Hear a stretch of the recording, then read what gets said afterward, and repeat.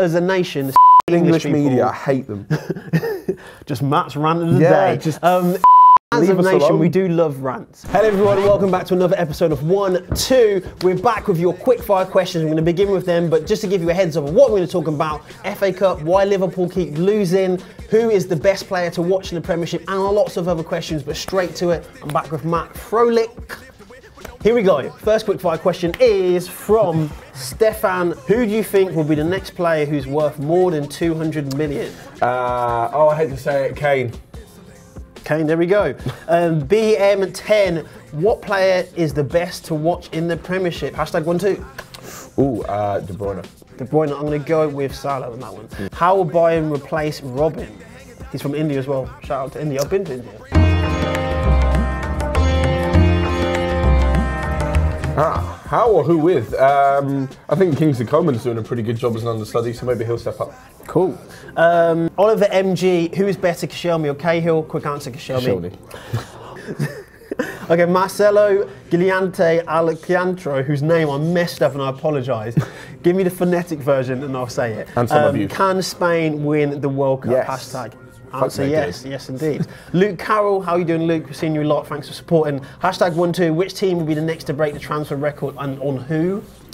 Madrid on Kane, as much as I hate to say it. It's true. Luke Carroll, again, very good question. And he's from Scotland. Shout out to Scotland, have been there as well. I'm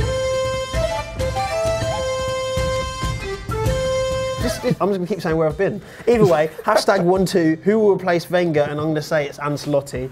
Or Thomas maybe... Tuchel. Okay, that's a nice outside answer from Matt as well. From a name that's written in a language I don't speak, so I apologise. I think it's Korean, that. Okay, it's written in Korean. It might be Chinese if it's not Korean. It's Matt's Korean. just generalising the No, whole. it's... You actually know it's Korean? It's Korean. 100%. If you're this person, we're going to put it on the screen. Let me know if you're Korean, because I don't know if Matt's talking rubbish right now. No, I'm telling you it's Korean. Okay.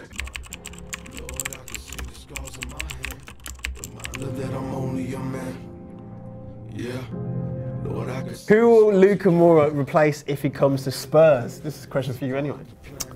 Well, they're going to hate me now because I'm going to say Heung-min Son, who's Korean, so I've sort of just ruined you today. Actually, that makes sense. Actually, I can see why Matt somehow secretly knows Korean. Yeah. Okay, yeah, so we're going to move on to our featured question, where it's a 1-2 between me and Matt, and we're going to pass the ball back to you. We want to hear your answers. The question is, why are the so-called big teams struggling in the FA Cup? Pass to you, Matt. The first reason is much like Arsenal, if they don't take it seriously. I think to completely sort of underestimate the opposition team when it's an 11v11 football game.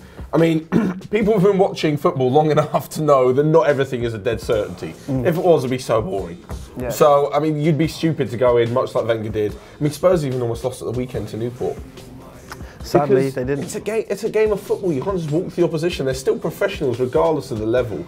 So I think it's complacency would be the biggest. I think it's a case of complacency. Also, I think it's a case where, on the opposite side, the other teams know that this is their big chance to impress their friends, their family, their hometown. They might be doing terribly in the league, but for one game, they can have redemption. I feel like I'm Braveheart trying to get the troops up ready for the battle. But I think it's a situation where a manager can really give in that massive speech and they can be super up for it. Whereas if you're a big side, like Arsenal went to Nottingham Forest, Liverpool when they went to West Brom, even though West Brom's not a small team, it's a situation where you've got bigger things on your mind. You're thinking about next week's game. You're thinking about taking on the Champions League and Europa League, winning the Premiership, trying to win the Premiership, trying to beat Man City. All those things are playing in your mind. You're thinking this is just a run-of-the-mill game. You're going through the motions, and because your focus isn't squarely on winning that game, that's where you can be exploited. And also, it's a different type of game, I think. Yeah, absolutely. There's a finesse to the Premiership. There's a finesse when the top teams play each other.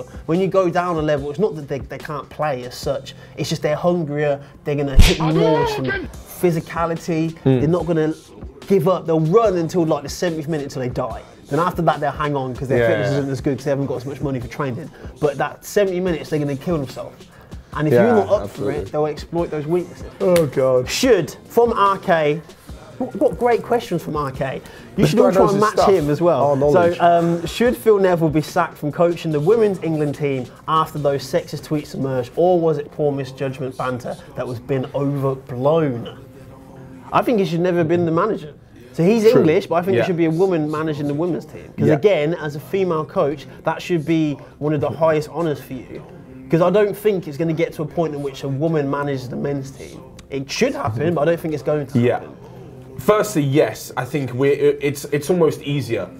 It's almost like saying, you know what, you're not good enough for the men's game just yet, we'll chuck you in the women's game for a bit, right? Completely wrong decision. Also wrong decision to hire him because he's a been there, done that kind of guy. Yeah. He hasn't got the coaching skills. No. End of. He has not got the managerial experience to coach at the national level. You wouldn't put him in charge of the England job, so why are you doing it, the men's job, so why are you doing it for the women's? Right, give someone who's earned it. And third, actually, and this is defending Phil Neville, he, and I've seen the tweets, right, and I'm not condoning the tweets whatsoever, you know, I'm not on board with the sexist tweets or whatever. Right, the tweets are wrong, they're not the worst thing in the world, I will say that, they're not, however, you shouldn't have said that. However, can we please stop ratting out our own countrymen? It just drives me nuts. What is wrong with the media, with everybody in England, that the second someone is hired, right, you think, oh, good, I'm going to go back and dig some dirt on them and find them out. Right, and go back on their Twitter. You shouldn't have said it 5 years ago or whatever. But it's the same thing with Sam Allardyce. As soon as he got the England job, I'm going to put on a mic for the newspaper, go in, rat him out and sell it for a bit of money to the Sun. It's a weird situation because obviously... What are you doing? Get behind your team. I hear that. As you go up, as you mature, you realise what you're saying is a little bit douchey and you get rid of your douchey. But this is what I mean, this is 5 years ago, Phil Neville. Yeah. Like, I understand, obviously, because he's taking charge of the women's team, I completely get why people are calling for it. But the fact that people like, sack him, fine him, this, that, and his first day on the job, I don't get me wrong, I think it's wrong that he made those jokes. But then I just think in general, we can't just go through PCing life, otherwise everything would have a censor on it. I know I'm not going to but... sit here and go, and he's going to beep all of them out. Yeah, but then even when you made that point, stupid. even when you made that point, to begin with, you said, I don't condone those statements. So in your mind, you knew that I don't condone those specific nature of those statements being sexist. I'm just saying in general as well, the fact that we're so quick to just hark on to others and be like, blah, blah, blah. If you spun it around and looked at the person who's you know, calling for this fine and be like, oh, you're not so great, are you, this one time Everybody you did that. has a past. That's true. But Exactly. not everybody's not the England manager. I think that's I agree, but it just pisses me off. We're so eager to see everyone fail. You watch this summer for the World Cup, we'll love it if England fail because we can write all sorts of stories. I think as a nation, the English media, I hate them. Just Matt's rant of the day. Just as a nation, alone. we do love rants. Dying from cough. I think that's it. That's all we got time for now. Okay, that was me just dying.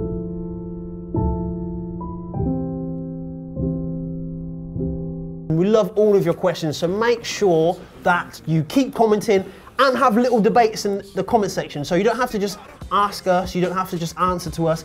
Ask each other, comment against each other, debate each other, have a quick 1-2, and we'll see you again next week. Make sure you watch The Daily Show and all the other great videos.